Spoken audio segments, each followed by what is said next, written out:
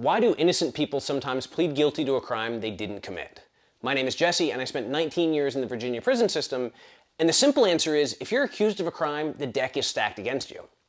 And this is mostly because of the speedy trial requirement, which is a constitutional right that says if you are arrested and charged with a crime and stuck in jail, they have 5 months to take you to trial. Or at least in Virginia, it's 5 months. It may vary slightly across states, but it's a general rule.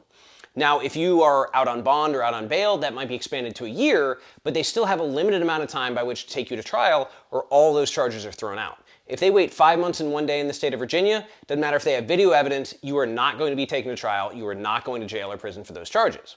So, they have a heavy incentive and a need for plea bargaining, and that's why less than 10% of cases actually go to trial, because they make it almost impossible and they put people in a terrible dilemma. So the first way they do this is they stack charges. So say you broke into a place. You broke into a store and you stole some stuff. Well, it would make sense you would get a breaking and entering and a larceny, right? But you're also going to get a conspiracy to commit breaking and entering and a conspiracy to commit larceny. And you're going to get all these charges stacked on top of what you actually did, and all those charges increase the amount of time you could be sent to prison. So then they're going to come to you and they're going to say, hey, we know you broke into the store and we know you stole this box of candy bars, but here's the deal. If you take this to trial, we've got enough charges to send you away for 60 years. Or you can plead guilty, we'll drop everything but the breaking and entering and the petty larceny, or the grand larceny, whatever it is, and we'll give you a 1-year plea bargain. Well, even if you didn't do it, but you have no way to prove you didn't do it, are you really going to risk that 59-year difference? Are you going to risk going to prison for 60 years when you know for sure you can walk out in a year? And a lot of people say, yeah, like there's no way in the world. If I didn't do it, I'm not going to say I did it. There's no way. I knew a guy in the jail who had that exact attitude. He spent 5 years in prison for something that I am fully convinced he didn't do, because they said, hey, we'll give you 5 years. If you go to trial, you're going to have to do all of it. You plead guilty, we're going to give you 6 months. Well, he said, I didn't do it. There's no way I'm pleading guilty. This is not okay. The other people who actually did commit this crime testified against them because they got time cut off their sentence for testifying, and the guy who actually didn't do anything is now spending 5 years in prison, more time than all the people who actually did do something. So oftentimes, even if you are innocent, they will manipulate people into testifying against you to get you convicted because their sentences will be reduced. So you essentially have an incentive to plead guilty, whether you did it or not, because you know you're going to face some inordinate response if you don't.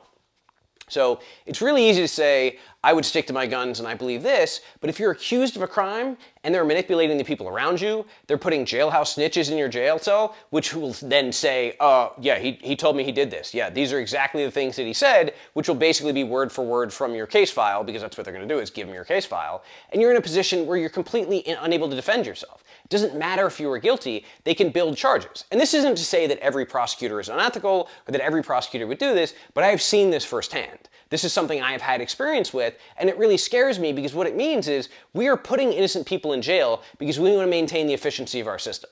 We want to make sure that things keep flowing and we don't have to take too many people to trial, we don't have to deal with too many things, so we're essentially accepting the fact that innocent people are going to prison. Now that being said, the majority of people who were in prison, at least the majority of the people that I ran across, were definitely guilty of the crimes that they'd committed, may even have been guilty of more crimes. But it still bothers me that we have a system that fundamentally puts pressure on people to plead guilty and not take their charges to trial. The other thing, at least in Virginia, now they changed this either last year or the previous year, and I'm really grateful they did. Here is the rule. If you pleaded guilty to a crime, you could ask for a certain amount of time. They could say, hey, we'll give you a plea bargain for 10 years, even though your charges could have carried up to 100 years. But if you go to a jury trial, the jury doesn't get to find out anything about suspending a sentence. So if your charge is 5 to 20, well, the judge could suspend all 5 of those years and you could get probation. But if you go in front of a jury trial, they can't suspend that time, so they're either going to give you 5 years up to 20 years, or they're going to find you not guilty. But there's no in between. So you again have an incentive to plead guilty because you can make a deal on how much time that'll be, whereas if you go to that jury trial, you may actually get that 60 years for an incredibly minor offense because juries were not allowed to suspend that sentence. Now again, that's changed in Virginia, it has not changed across the country, and that's one of the problems, because you know if you go to a jury trial, it's like weighing a bowling ball on one side and an ant in the other. There's no comparison. And again, it doesn't even really matter if you're guilty or not, you're almost always going to take that ant, because if you don't, you're going to be hit over the head with that bowling ball. So there's a fundamental unfairness in our system. And again, it's not even necessarily about corruption. It's not even necessarily about individual prosecutors. It's about the way our system is set up, and it's fundamentally flawed. And I really hope that it's something we can address and we can continue to work towards, because the idea of even 1 or 10 or 100 or 1,000 innocent people having to serve time in prison to further a system that isn't fundamentally just to begin with really bothers me.